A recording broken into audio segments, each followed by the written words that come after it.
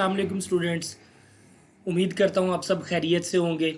आज हम हाजिर हैं 10th क्लास के एक नए टॉपिक के साथ। और आज का स्टूडेंट्स हमारा टॉपिक है वेव मोशन। यानी कि आज हम डिस्कस करेंगे कि वेव कैसे मूव करती है, वेव की क्या इंपॉर्टेंस है। और इसी चीज़ को लेकर हम चलेंगे आपकी टेक्स्ट बुक के अंदर जो दो एक्टिविटीज़ परफॉर्म की गई हैं। आज मैं विद पिक्चर्स उन एक्टिविटीज़ को भी आपके साथ डिस्कस करूँगा कि वाटर वेव्स कैसे ट्रैवल करती हैं एक जगह से दूसरी जगह, और इनकी मोशन की जो नेचर होती है वो किस तरह की होती है। और दूसरी एग्जांपल स्टूडेंट एक्टिविटी जो हमने ली है that is waves produced in a rope, कि एक रस्सी के अंदर किस तरह वेव्स हम जनरेट करते हैं। और उसकी मदद से हम देखेंगे कि जो वेव मोशन होती है उसमें कैसी कौन कौन से पैरामीटर्स जो होते हैं वो इन्वॉल्व होते हैं, कौन कौन सी चीज़ें ट्रैवल करती हैं और कौन कौन सी चीज़ें ट्रैवल नहीं करती, या एक वेव जब मूव करती है तो किन चीज़ों को कैरी करती है और किन चीज़ों को कैरी नहीं करती। तो स्टूडेंट्स यार बहुत ही मज़ेदार टॉपिक है और आप लोगों की कंसंट्रेशन रिक्वायर होगी, क्योंकि इससे आगे जो हम टाइप्स ऑफ वेव्स डिस्कस करेंगे वो सारी की सारी हम सिर्फ उस वक्त अंडरस्टैंड कर पाएंगे जब हमें ये वेव मोशन का कॉन्सेप्ट जो होगा वो बिल्कुल क्लियर होगा। तो स्टूडेंट स्टार्ट करते हैं सबसे पहले कि वेव मोशन क्या है। तो सबसे पहले स्टूडेंट्स एक बात आपको पता होनी चाहिए कि वेव जो है it plays a vital role in our daily life. हमारी रोज़मर्रा ज़िंदगी में वेव की बहुत बहुत ज़्यादा अहमियत है। क्यों अहमियत है, क्या अहमियत है, तो इसके लिए दो चीज़ें आपने याद रखनी है। नंबर वन कि वेव जो है it carries energy from one place to another place. एक जगह से दूसरी जगह जब हमने एनर्जी पहुंचानी होती है तो उसके लिए हमें वेव की ज़रूरत पड़ती है। And the second and most important thing is this कि whenever we have to send an information from one place to another place, जब भी हमें एक जगह से दूसरी जगह इंफॉर्मेशन पहुंचानी होती है then we again in a need of a wave, तो हमें दोबारा वेव की ज़रूरत पड़ती है। तो वेव के लिए आपने दो चीज़ें याद रखनी है। नंबर वन कि ये एनर्जी ट्रांसफ़र करने के लिए यूज़ होती है, और नंबर टू ये इन्फॉर्मेशन ट्रांसफ़र करने के लिए यूज़ होती है।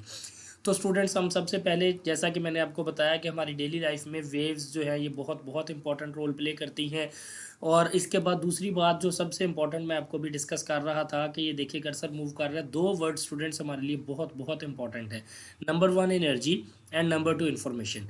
कि वेव्स जो है हमारे पास एनर्जी और इन्फॉर्मेशन दोनों को कैरी करती हैं फॉर अ लॉन्ग डिस्टेंस। जब हमने बहुत दूर दराज इलाकों तक, बहुत दूर दराज तक हमने इंफॉर्मेशन या एनर्जी को पहुंचाना होता है तो हमें किस चीज़ की ज़रूरत पड़ती है, हमें वेव्स की ज़रूरत पड़ती है। तो स्टूडेंट सबसे इम्पॉर्टेंट चीज़ कि वेव्स प्रोड्यूस कैसे होती हैं। वेव्स को प्रोड्यूस करने के लिए, वेव्स को पैदा करने के लिए हमें एक ऑसिलेटिंग या वाइब्रेटिंग सोर्स की ज़रूरत होती है। और उस ऑसिलेटिंग और वाइब्रेटिंग सोर्स को जनरेट करने के लिए we have to make a disturbance. हमें कोई ना कोई डिस्टरबेंस जनरेट करनी पड़ती है, और उस डिस्टरबेंस के नतीजे में जो भी हमारे पास चीज़ होती है उसमें ऑसिलेटरी या वाइब्रेटरी मोशन जो है वो पैदा होती है। उसी ऑसिलेटरी या वाइब्रेटरी मोशन की वजह से हमारे पास वेव फिनोमेना प्रोड्यूस होता है और वेव मूव करना शुरू कर देती है। So the third point is this waves for energy from one place to another place without transferring matter. और the fourth one is waves require some oscillating और vibrating source। यहाँ अब सबसे important चीज़ जो मैं कहूँगा कि आज की वर्ड या की लाइन है हमारे आज के टॉपिक की, वो ये है कि वेव्स जब भी एक जगह से दूसरी जगह ट्रैवल करती हैं ये एनर्जी कैरी करती हैं, ये मैटर कैरी नहीं करती। ये मैटर को एक जगह से दूसरी जगह तक नहीं पहुंचाती, ये सिर्फ एनर्जी को एक जगह से दूसरी जगह तक पहुंचाती हैं। और आज जो हम एक्टिविटीज़ परफॉर्म करेंगे, आज जो हम एग्जांपल्स डिस्कस करेंगे, उसमें भी हमें इस चीज़ की एलेबोरेशन, इस चीज़ की एक्सप्लेनेशन मिलेगी। और उन एग्जांपल्स और एक्टिविटीज़ के बाद हम इस काबिल हो जाएंगे कि हम अपने इस कॉन्सेप्ट को अच्छे तरीके से स्ट्रॉन्ग कर लें कि क्या है वो कॉन्सेप्ट के वेव जब भी एक जगह से दूसरी जगह तक ट्रैवल करती हैं ये हमेशा अपने साथ क्या कैरी करके लेके जाती हैं, एनर्जी। तो ये एमसीक्यूज भी बोर्ड में कई दफ़ा पूछा जा चुका है कि waves transfer dash from one place to another place. तो उसके नीचे डिफरेंट ऑप्शंस होती हैं, एनर्जी भी गिवन होती है, मैस भी, मैटर भी, मोमेंटम भी, व्हाट्सएवर द थिंग इज। लेकिन आपने किस चीज़ पे टिक करना है स्टूडेंट्स, एनर्जी। यानी कि वेव्स एक जगह से दूसरी जगह तक क्या कैरी करती हैं, एनर्जी कैरी करती हैं। आज हम इन्हीं एक्टिविटीज़ को लेकर चलेंगे, जिससे हम ये अंडरस्टैंडिंग जनरेट करेंगे, डेवलप करेंगे कि वेव्स जो है वो एक जगह से दूसरी जगह एनर्जी कैरी करती हैं, मैस या मैटर कैरी नहीं करती। तो इसके लिए स्टूडेंट सबसे पहले आज हम डिस्कस करेंगे एक्टिविटी नंबर 1, जैसा कि आपको स्क्रीन के ऊपर नज़र आ रहा है। और मैंने इसके लिए एक्टिविटी 1 जो ली है वो आपकी टेक्स्ट बुक में जो गिवन एग्जाम्पल है ना वही ली है, तो वही पिक्चर डिस्कस करते हैं। आप सबको स्क्रीन के ऊपर एक पिक्चर नज़र आ रही है जिसमें एक टब ऑफ वाटर है। ये टब है हमारे पास, इसमें पानी है। अब इस पानी के अंदर हमने वेव्स जनरेट करनी है। उसके लिए हमें क्या करना पड़ेगा, मैं आपको पहले बता चुका हूँ एक चीज़, कि हमें इस मीडियम के अंदर, इस बॉडी के अंदर डिस्टरबेंस जनरेट करनी है। तो वो डिस्टरबेंस हम किस तरह जनरेट करेंगे, with the help of a pencil. आपको लेफ्ट साइड पे स्टूडेंट ये देखिए, जहाँ पर कर्सर मूव कर रहा है वहाँ पर हमें ये पेंसिल नज़र आ रही है।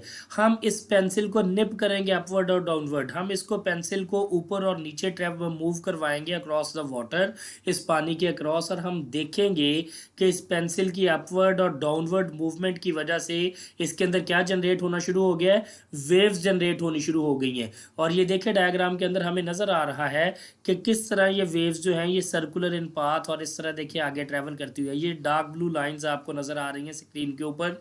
ये डार्क ब्लू लाइंस जो हैं ये वेव्स हैं जो इस टब के अंदर पैदा हो रही हैं। इसमें मैं आपको एक बात फिर बता दूं कि हम प्रूव क्या करने जा रहे हैं। हम ये प्रूव करने जा रहे हैं कि जब वेव मूव करती है तो it carries energy with itself.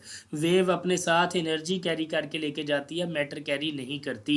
अब ये देखिए स्टूडेंट्स, इसी डायग्राम के अंदर हमें एक ये कॉर्क नज़र आ रहा है। ये देखिए, ये मैं कर्सर मूव करवा रहा हूँ और ये ब्लैक ऊपर और नीचे एक लाइन भी लगी हुई, सेंटर में ये कॉर्क है। ये कॉर्क जो है हमारे पास, ये हमें इस चीज़ की अंडरस्टैंडिंग डेवलप करवाएगा कि कैसे वेव जो है सिर्फ एनर्जी कैरी करती, मैटर कैरी नहीं करती। तो देखिए, जब हमने इस पेंसिल को अपवर्ड और डाउनवर्ड मूव करवाया, इसकी वजह से वेव्स जनरेट हुई और ये वेव ट्रेवल करना शुरू हो गई फ्रॉम लेफ्ट टू राइट, इसकी तरफ। और ये देखेंगे हम, जब इस पानी के अंदर वेव्स पैदा होंगी तो ये पानी जो है ये अपवर्ड और डाउनवर्ड मूव करेगा। ये जो इसके ऊपर कॉर्क पड़ा हुआ है, ये कॉर्क अपनी ही पोजीशन के ऊपर ऑसिलेटरी या हम कह सकते हैं कि वाइब्रेटरी मोशन स्टार्ट कर देगा। यानी कि ये कॉर्क अपनी ही जगह पर ऊपर और नीचे मूव करता जाएगा, लेकिन लेफ्ट और राइट मूव नहीं करेगा। हालांकि ये जो वेव्स हैं हमारे पास आपको स्क्रीन के ऊपर नज़र आ रही हैं, ये वेव्स लेफ्ट साइड से स्टार्ट हुई और चलते चलते चलते आपको नज़र आ रहा है कि ये राइट साइड तक पहुंच चुकी हैं। तो स्टूडेंट्स, हमें यहाँ पर ये चीज़ पता चल रही है कि वेव्स उस कॉर्क को टच करेंगी, लेकिन टच करने के बाद सीधी राइट साइड पे मूव कर जाएंगी। इट मीन्स कि right from the very first point, पहले पॉइंट से लेके जहाँ से पेंसिल की वजह से वेव्स जनरेट हुई थी, आखिरी पॉइंट तक पानी जो है या पानी के ऊपर पड़ा हुआ जो कॉर्क है ये सिर्फ अपवर्ड और डाउनवर्ड मूव कर रहा है। ये पानी या ये कॉर्क लेफ्टवर्ड और राइटवर्ड मूव नहीं कर रहा। क्योंकि एक चीज़ तो आपको यहाँ पर और भी अंडरस्टैंडिंग बननी चाहिए कि अगर पानी भी साथ मूव कर रहा होता तो पेंसिल के पास जो पानी होता ये भी ट्रैवल करके राइट साइड पे चला जाता और लेफ्ट साइड पे हमारे पास पानी ख़त्म हो जाता। लेकिन आप देखते हैं कि टब के अंदर जो पानी का लेवल वेरी स्टार्ट में था वही लेवल एंड पे भी मौजूद है। और इसी तरह ये जो हमारे पास कॉर्क है, जब वेव्स इससे टकरा रही हैं तो इसको लेफ्टवर्ड और राइटवर्ड मूव नहीं करवा रही। इट मीन्स इसका net displacement, total displacement cork का क्या है, ज़ीरो। कॉर्क किस तरह की मोशन कर रहा है, सिर्फ वाइब्रेटरी और ऑसिलेटरी। इट मीन्स कि यहाँ से जो हमने एनर्जी दी थी पेंसिल की वजह से इस पानी के अंदर, वो एनर्जी इस एंड से ट्रांसफ़र होते होते दूसरे एंड तक पहुंच चुकी है। लेकिन ये जो मैटर था, ये जो पानी था या ये जो कॉर्क था, ये अपनी ही जगह पर रहेगा, ये लेफ्टवर्ड और राइटवर्ड मूव नहीं करेगा। तो स्टूडेंट्स, ये थी हमारी एक्टिविटी नंबर 1। इसी को मैंने 3-4 की पॉइंट्स में दोबारा डिफाइन किया है जो सारी डिस्कशन में कर रहा था। सबसे पहली बात कि water waves produced in a tub of water by the vertical movement of pencil. हम जो इस पानी के टब के अंदर जो वो वाटर वेव्स पैदा कर रहे हैं, हम पेंसिल को वर्टिकली मूव करवा रहे हैं और इस पेंसिल की वर्टिकल मूवमेंट की वजह से इसके अंदर वाटर वेव्स प्रोड्यूस हो रही हैं। तो सेकंड हमारे पास स्टूडेंट क्या है कि net displacement of the cork is zero, कि हमारे पास ये जो कॉर्क है इसका टोटल डिस्प्लेसमेंट कितना, ज़ीरो, क्योंकि इसने कोई डिस्प्लेसमेंट कवर नहीं किया, ये अपनी ही जगह पर वाइब्रेटरी मोशन करता आ रहा है। And the third and last point is this, the cork repeats vibratory motion about it's mean position, कि जो ये जो कॉर्क है ये मूव नहीं करेगा किसी भी तरफ, ये सिर्फ अपनी ही मीन पोजीशन के गिर्द ऊपर और नीचे मूव करता रहेगा। और इसी मोशन को स्टूडेंट्स हम किसका नाम देते हैं, वाइब्रेटरी मोशन या ऑसिलेटरी मोशन। तो इसके बाद आते हैं एक्टिविटी नंबर 2 की तरफ। ये एक्टिविटी भी हमने आपकी बुक से ही ली है और आप देख सकते हैं कि ये हमारे पास एक डायग्राम है और इस डायग्राम के अंदर यहाँ मैं कर्सर मूव करवा रहा हूँ। ये जिस तरफ आपको राइट साइड पे सपोर्ट लिखा हुआ नज़र आ रहा है, ये जो शेडो सा नज़र आ रहा है आपको इस एंड का है, ये हमें शो कर रहा है कि ये एक फिक्स्ड स्पोर्ट है, इस स्पोर्ट को आप मूव नहीं करवा सकते। तो इट मीन्स हमारे पास एक रोप है, एक रस्सी है, हमने उस रस्सी का एक एंड जो है, एक सिरा जो है वो इस फिक्स स्पोर्ट के साथ बांध दिया है, टाई कर दिया है।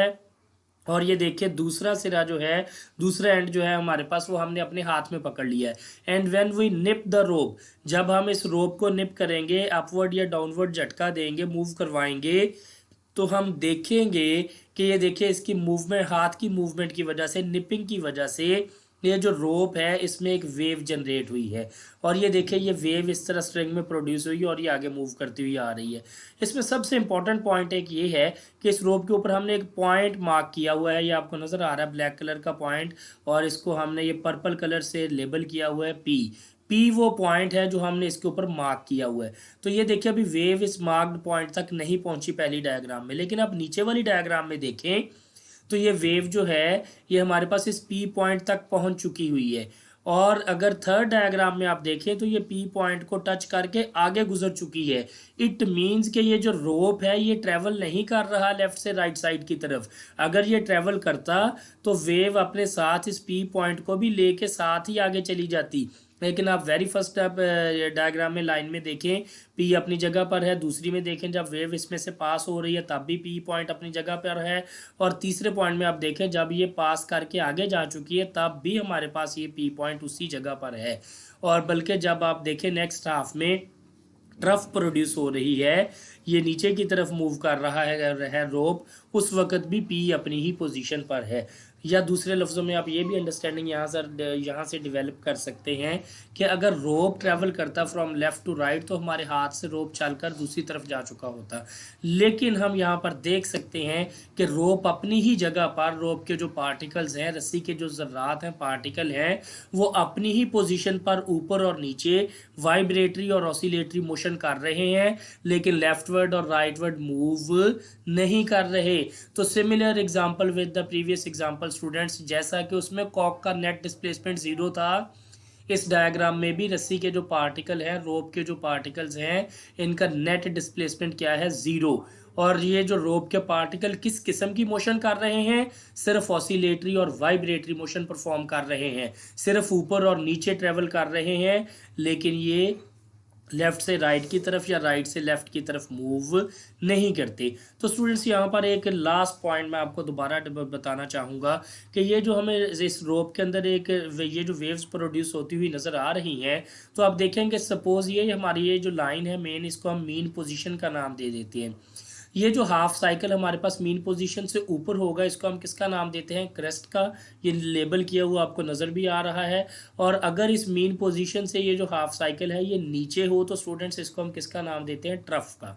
ये आपने याद रखना है। अगर आपको डिफ्रेंशिएट आ जाए पेपर में कि differentiate between crest and trough, तो आप कह सकते हैं the upper half of a wave is known as crest and the lower half of a wave is known as trough.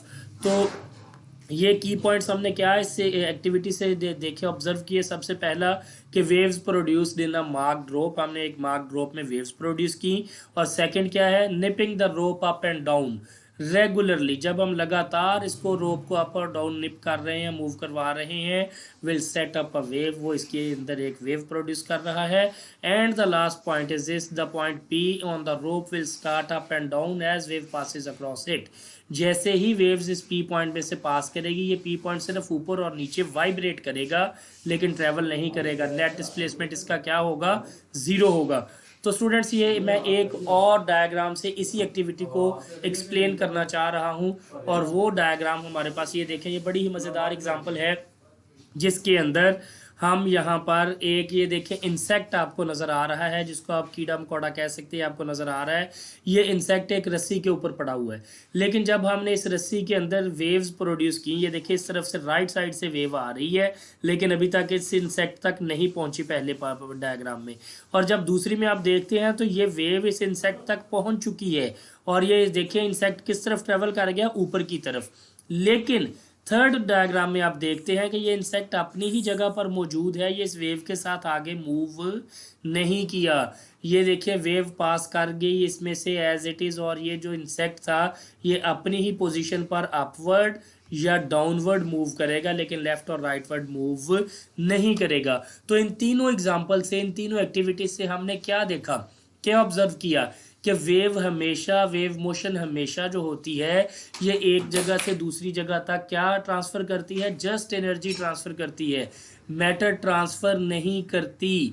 तो ये हमें आज एक बात क्रिस्टल क्लियर हो जानी चाहिए स्टूडेंट्स, कि हमारे पास वेव जो होती है it always transfers energy but not transfer matter from one place to another place. और स्टूडेंट्स इसके साथ ही हमारा आज का ये जो वेव मोशन टॉपिक है ये ख़त्म होता है। Your questions are always welcome.